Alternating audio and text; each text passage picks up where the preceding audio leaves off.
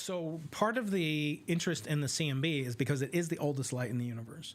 That means anything that we interact with, or anything that's interact with light that you'd ever want to see or could see, you can't see that event before the formation of the CMB.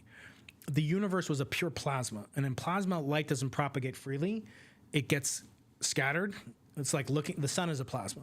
You can't see into the sun; there's too much scattering. But if in the early universe, all we had was protons, neutrons that were bound with other protons, and electrons and heat, until the universe expanded enough and cooled enough that you could see from the last scattering event that ever occurred for those photons to today.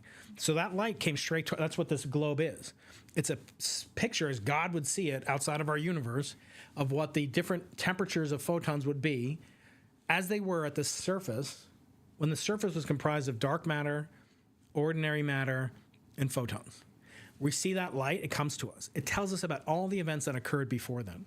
So it's the longest leverage that you could ever have on phenomena that involve light or propagate at the speed of light. Gravitational waves also propagate at the speed of light, as you know. And they would they do imprint the CMB with a specific type of pattern that we are hoping to see.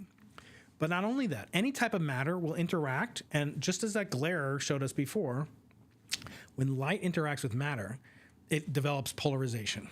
It's called Thomson scattering. Thomson scattering can either tell you about the properties of the light or the properties of the matter. But if you know the properties of light, which we know very accurately is a black body, then the polarization tells us about the quantity or composition of the matter. So we can kind of reveal how much of that matter could be dark matter versus ordinary matter. And there are other more sophisticated ways to do that and to see that there could be a coupling that are highly speculative. We have no idea if this is true. We know for a fact that dark matter exists. We see it on every scale outside of the solar system. We see it in our galaxy, clusters of galaxies at the CMB, baryon acoustic oscillations. We see every single example of a gravitationally bound structure has dark matter, but we don't know what it is, so it's frustrating. So in your book, you mentioned a lot about the stardust, like in general, like maybe some nanoclusters are flying around, or something which it's difficult to see from the Earth. So could it be dark matter, something else what we're looking at? Or? No, it can't be dark matter. So if you pick up that meteorite there in front of you is a giant chunk of dust. So the dust that kind of obscured our view of the CMB was ordinary matter in our galaxy. Dark matter doesn't interact with light. This matter does interact with light. So what happened with this matter, these tiny grains of micrometeorites basically from a detonated supernova that blew up 4 or 5 billion years ago in our galaxy, not in our solar system, in our galaxy, that made little particles basically of iron filings, like a compass needle. The galaxy has a magnetic field that then aligned those particles along a preferential direction, which made exactly the same type of pattern that the CMB would produce if gravitational waves are present. The only way to get rid of that is to go beyond the galaxy into intergalactic space, which is very expensive and difficult to do in these funding climate time that we live in. But it's ordinary matter. It's matter that interacts with light. So dark matter, its key characteristic is that it does not, you should really call it invisible matter. It's matter to which light is impervious to, kind of goes right through it. And there are examples of dark matter that are familiar to you. They're called neutrinos. Neutrinos do not interact with light.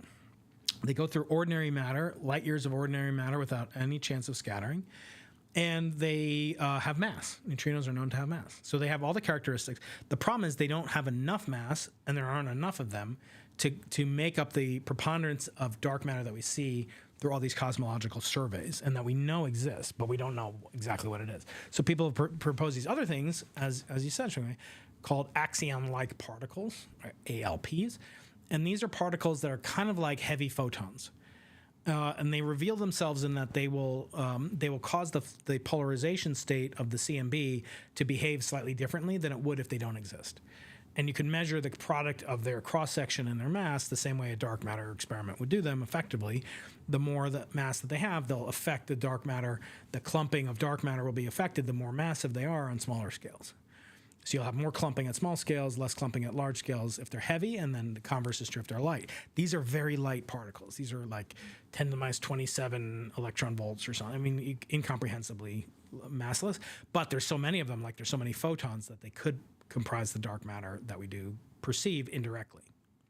And can you reevaluate data from older observations to evaluate this, or do you need to build new, more sensitive or at different frequencies? It's kind of like, could you take a picture, could you make an Apple Vision Pro, with a camera, from 1999? You could, maybe. It wouldn't be that good, and it certainly wouldn't have all the features and the resolution and the quality of it.